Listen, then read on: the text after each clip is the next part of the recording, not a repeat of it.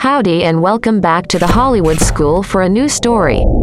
So this story is about the film, The Perfect Date, starring Noah Centineo as Brooks Rattigan, Laura Murano as Celia Lieberman and Odysseus Georgiades as Murph and etc. So let's start the story. Brooks Rattigan is a high school senior, with dreams of getting into Yale, while his father, Charlie, wants him to go to the University of Connecticut, which offered Brooks a full scholarship. He works at a sub shop with his best friend Murph, who is a programmer, but financing his college dreams proves troubling. Brooks seizes the opportunity to make some extra money by posing as the boyfriend of his classmate's wealthy cousin, Celia Lieberman of Greenwich. He finds he has a knack for dating with his adaptable personality. He meets beautiful but snobbish Shelby and makes it his goal to win her over. Celia lies to Shelby and tells her that Brooks is from Darien rather than working-class Bridgeport. He and Murph launch an app, selling himself as the plus one for all occasions. After finding out that Celia has a crush on Franklin Volley, they set up a plan to fake breakup, in which each of them gets to be with Shelby and Franklin respectively.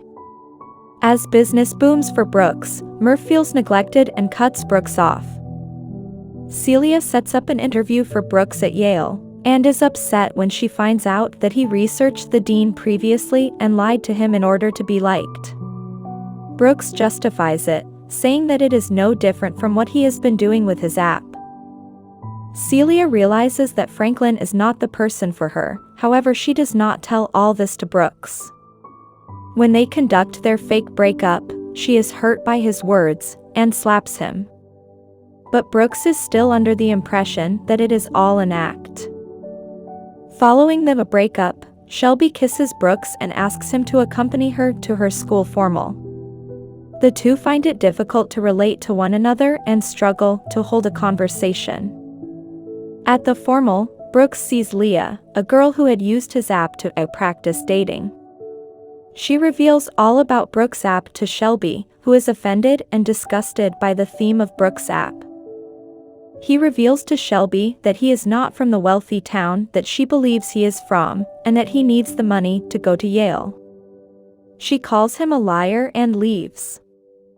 Brooks approaches Celia, who was also at the dance.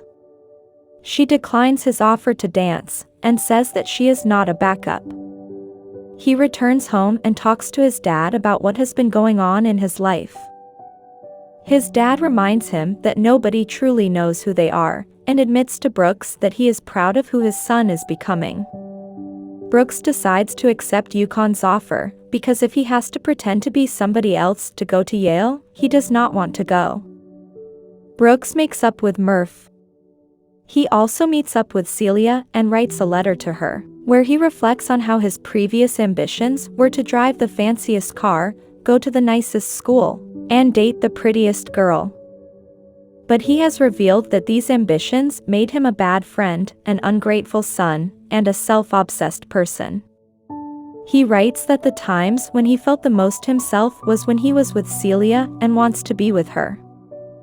Celia visits Brooks at home and apologizes for slapping him.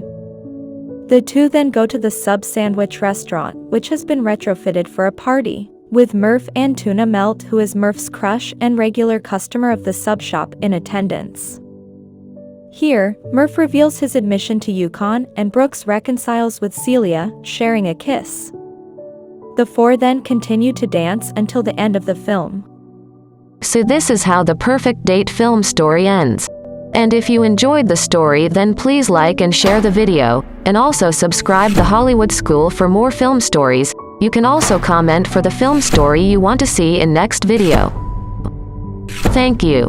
I know you told your friend you're not okay, and tell me what's wrong and why you never said you felt that way. And guess you're trying to stay strong and fake a smile until I look away, but I've known you too long.